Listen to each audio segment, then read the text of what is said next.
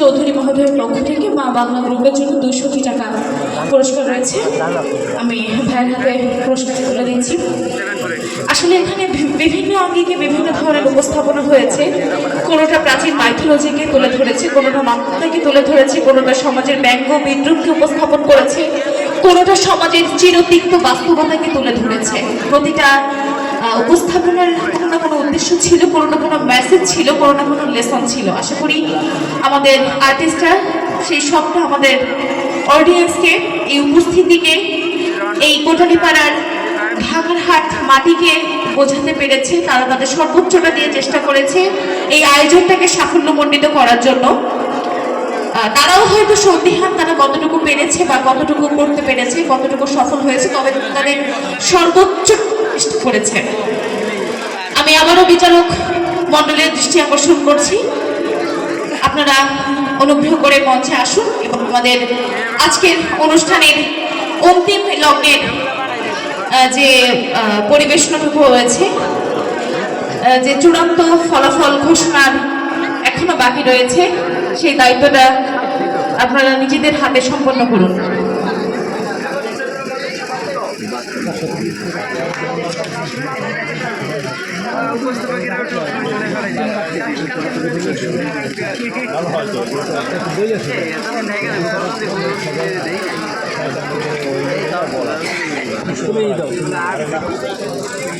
আমরা নাম ঘোষণার পালাটা শেষ করি, এরপর যারা কর্তৃপক্ষ আছেন এবং যারা গুণীজন আছেন তারা পুরস্কার হাতে তুলে দেবেন।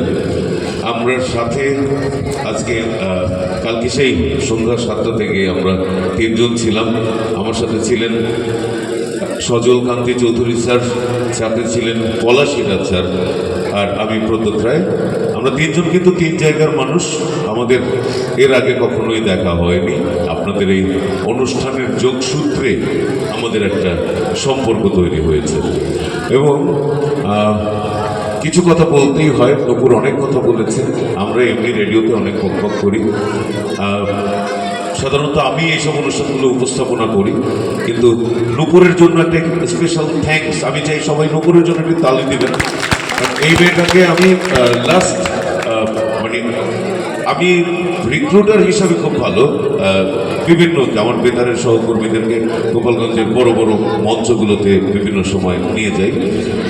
এই মেয়েটার আমি শেষ একটা প্রোগ্রাম দেখেছি গোপালগঞ্জ শহীদ মিনারে, আমাদের যে মুক্ত মঞ্চে। ও অনুষ্ঠানটা করছে, আমি সামনে ছিলাম। ও মঞ্চ থেকে নেমে পায়ে হাত দিয়ে প্রণাম করেছিল। আর ও প্রণাম করার জন্য না, আমি দূর থেকে দেখছিলাম যে আর একজন আমার সহকর্মী, আমার একজন সহযোদ্ধা তৈরি হচ্ছে। আসলে কথা বলা মানুষের খুব অভাব।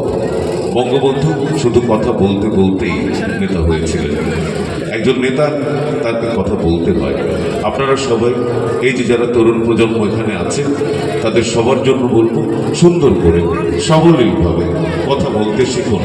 আপনারা কথা বলুন, মুখ বন্ধ করে থাকবেন না। সমাজের যে কোনো রকমের অসঙ্গতিতে কণ্ঠ তুলুন। আর কথা বাড়াবো না, রেজাল্ট ঘোষণার জন্য সবাই উদ্গ্রীব হয়ে আছে। যদিও রেজাল্ট আগামী বছর আমি একটা প্রস্তাব রাখবো যে এই অনুষ্ঠানটি এই 3 পর্বে না করে 2 পর্বে করবেন। তাহলে এই শিল্পীদের যে কষ্টটা দেখলাম, আমরা যারা বিচারক আমাদের কষ্টটা, আপনার বয়স হয়েছে, আমরা একটু কষ্ট স্বীকার করতে পারি, কিন্তু এই ছোট ছোট শিল্পীগুলো যখন ওদের এই 3য় নম্বর পারফর্ম ওরা করছিল, ওদের আমি নিজে যেহেতু পারফর্ম করি, আমি তো কষ্টটা বুঝি। ওদের যে কষ্টটা হচ্ছিল, এটা কিন্তু আসলে অত্যাচার বলা যায়।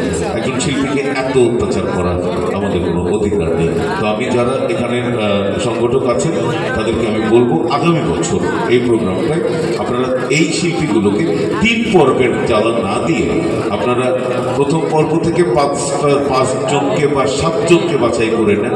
তারপরে পরের পর্বে আপনারা 3 জনের নাম ঘোষণা করে দেন। এই শিল্পীগুলোকে সারা রাত জাগিয়ে এত কষ্ট দিয়ে না, কারণ ওরা আমাদের যথেষ্ট বিনোদন দিয়েছে। আর যেটার জন্য আয়োজকদের আমি থ্যাঙ্কস দিতে চাই, আর এই গ্রামবাসীকে থ্যাঙ্কস দিতে চাই, সেটা হচ্ছে একটা নতুন আইডিয়া আমি নিয়ে গেলাম। আমরা সাধারণত আমরা যেটা শহরের প্রোগ্রামগুলোতে করি কি, আমরা বিভিন্ন সংগঠন বা শিল্পীরা এসে পারফর্ম করি, তার পার্টি ঘটি নিয়ে বাড়ির দিক পারফর্ম শেষ চলে যায়।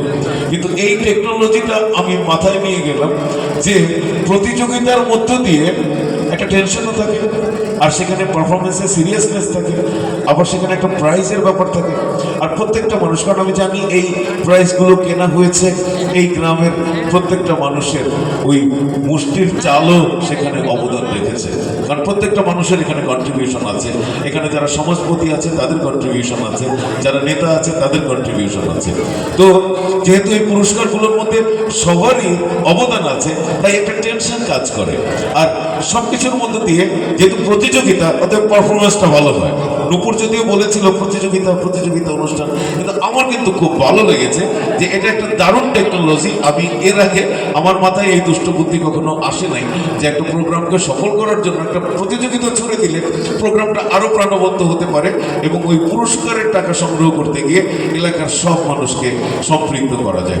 তো আপনাদের সবার জন্য অনেক অনেক শুভকামনা। আর একটা জিনিস, আমি দীর্ঘদিন ঢাকায় থেকেছি, 22 বছর। আমি ঢাকার একটা বিশ্ববিদ্যালয়ের আমি ইংরেজির অধ্যাপক, আর আমার মিসেস হচ্ছে আপনাদের এই বিজ্ঞান প্রযুক্তির সে কমার্স ফ্যাকাল্টির ডিন। ওর জন্যই গোপালগঞ্জ আসা। 22 বছরের ঢাকার জীবন ত্যাগ করে আমি গ্রামে নেমেছি এই কারণে যে গ্রামের লোক সংস্কৃতিকে তুলে ধরার জন্য। সম্প্রতি ব্রতগান নিয়ে আমি একটা ডকুমেন্টারি করেছি, এখন অষ্টক নিয়ে কাজ করছি। আমাদের এই অঞ্চলে অষ্টকের কয়েকটা দল আছে, তাদের খুঁজে বেড়াচ্ছি। আর এখানে যখনই এই চয়ন আমাকে বলল যে বাসন্তী পূজা, আমি জানতাম সেই কাহিনী বলে আপনাদের মনকে বিভ্রান্ত করব না, কারণ আমার বাবা সংস্কৃত সাহিত্যের মানুষ, আমি ইংরেজি সাহিত্যের মানুষ, আমি ওটা জানি। নূপুর বাংলা সাহিত্যের মানুষ, ও বাংলায় অনার্স করেছে, এখন মাস্টার্স করছে বিজ্ঞান প্রযুক্তি থেকে। তো আমরা জানি যে ইতিহাসটা কি, রামায়ণ কিভাবে রচিত হয়েছে, আর সেই রামায়ণের গল্প অনুসারে এই বাসন্তী পূজাটাকে মানুষ ওই উপন্যাসের বা একটা কি বলে মহাকাব্যের রীতি অনুসারে বাসন্তী পূজার নাম ভুলে গিয়ে সেই গল্পের ধারাবাহিকতায় তারা আশ্বিন মাসে অকাল বোধন করছে। কিন্তু আসল যে দেবীটা, সেই যে ফাল্গুনে যার বরণ হয় বসন্তী দেবী, সেই বসন্তী দেবীর নামটা সবাই ভুলতে বসেছিল। এই গ্রামবাসীকে, এই 9 গ্রামের, এই 9টা কি 9টা পরিবার না 9টা ঘর, এই 9 ঘরের প্রতি আমার প্রণাম রইল যে বাঙালির একটি সংস্কৃতিকে, এই 9 ঘরের প্রতি আমি বিনম্র প্রণাম জানাচ্ছি যে এই বাঙালির এই আমাদের এই অঞ্চলের পাক ভারত উপমহাদেশের এই অঞ্চলটার যে সংস্কৃতির একটা গোড়া, সেই গোড়াটাকে আপনারা আপনাদের একটা বিপ্লবের মাধ্যমে জিয়ে রেখেছেন। আপনারা নিমন্ত্রণ দিলেও আসবো, না দিলেও আসবো। অন্তত নূপুর আর আমি এটা কনফার্ম করে গেলাম, আগামী বছর আমাদের ওই বিচারক ডাকেন আর উপস্থাপক ডাকেন, আমরা চলে আসবো, এসে পারফর্ম করে যাব। ঠিক আছে নূপুর? হ্যাঁ, আমি সে কথা সম্ভবত প্রতিযোগিতার ফাঁকে ফাঁকে বলেছি যে যদি সৃষ্টি আমরা একটা গানে গানে এই ঘোষণা করে রাখি, একটা গানের আমরা 2 লাইন গাই। আজ এই দিনটাকে মনের খাতায় লিখে রাখো, আমায় পড়বে মনে, কাছে দূরে যেখানেই থাকো। আজ এই দিনটাকে মনের খাতায় লিখে রাখো, আমায় পড়বে মনে, কাছে দূরে যেখানেই থাকো। আর টান টান দিব না, কারণ যে শিল্পীরা আছে তারা অনেক ভালো গান গেয়েছে, আর গান শোনাতে পরের বছর আসবো। আর বললাম নিমন্ত্রণ দেন আর না দেন, এই বাসন্তী মায়ের টানে হলেও আপনাদের। আর আমার বাড়ি এখান থেকে খুব কাছে, পশ্চিম মাছপাড়া আমার জন্ম। আমি কখনোই এখানে থাকিনি, কিন্তু আপনাদের ভালোবাসা আমাকে ঢাকার 22 বছরের জীবন ত্যাগ করে এই মাটির কাছে নিয়ে এসেছে। আপনাদের যদি এমন কোনো আয়োজন থাকে, আমি চয়নকে বলে দেব, যদি এমন কোনো আয়োজন থাকে এখানকার শিশুদের, যেহেতু আমার আমি নিজে চাকরি বাকরি ছেড়ে ওদের সাথে বেতারে কাজ করি, আর একটা কাজ করি, সেটা হচ্ছে গোপালগঞ্জ শহরের ছোট্ট ছোট্ট শিশুদেরকে আমি আবৃত্তি, সঙ্গীত, মিউজিক, কিবোর্ড, ইংরেজি এগুলো শেখাই। আর এটা একটু ছড়িয়ে দিয়েছি রঘুনাথপুরে গিয়েও, আমি শনিবার দিন ফ্রি সার্ভিস দিই। তো চয়ন যদি অ্যারেঞ্জ করে, আমি হয়তো সপ্তাহে একদিন আসতে পারবো না, চয়ন যদি এই স্কুল মাঠেই অ্যারেঞ্জ করে আমি মাসে অন্তত একদিন এসে এখানকার বাচ্চাগুলোকে আমি সাথে নকুরকেও নিয়ে আসলাম। আমরা এসে ওদের সাথে হইচই করে অন্তত 2-3 ঘন্টা একটু গান, কবিতা, একটু বাঙালির কথা, সংস্কৃতির কথা, ইতিহাসের কথা এগুলো বলে যেতে পারবো। যাই হোক, এবার রেজাল্ট ঘোষণা করি না? সবাই রেজাল্টের অপেক্ষা আছে। রেজাল্ট তো আগেই হয়ে গেছে, কারণ এই তিনটার মধ্যেই সীমিত। আমরা কি একবারে পুরস্কার নিতে ওরা চলে আসবে নিতে? তাহলে কারা পুরস্কার দেবে নাকি নাম ঘোষণা করে দিই আমরা? যারা পুরস্কার দেবে তারা করে দিই। একক সঙ্গীতে তৃতীয় স্থান অর্জন করেছে প্রভাস তালুকদার। অন্যান্য বিচারকরা কিছু বলতেন স্যার? দুটি কথা।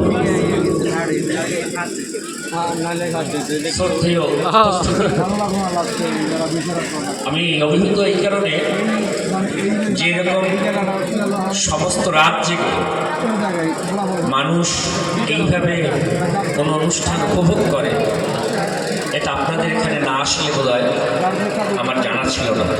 আমরা যারা শহুরে জীবনে থাকি, নাগরিক সভ্যতায় থাকি, আমরা দেখি যে 10টার প্রোগ্রাম 10টা 10 বাজলে কিংবা 10:30 বাজলে মানুষ ধীরে ধীরে চলে যায়। আপনাদের এই যে সংস্কৃতির প্রতি ভালোবাসা, এটা একান্ত অন্তর উৎসারিত ভালোবাসা না হলে এটা সম্ভব না।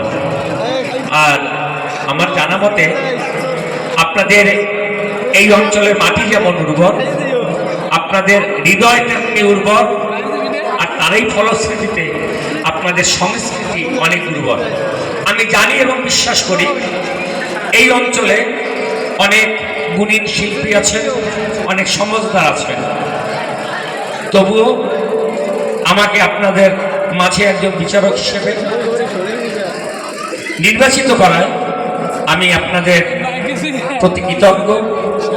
আমি শুধু পরম স্রষ্টার নামে এইটুকু আমি আপনাদেরকে কথা দিচ্ছি যে আমি জ্ঞানত, আমি আমার বিবেকের কাছে আমি এতগুলো প্রতিযোগীর ক্ষেত্রে আমি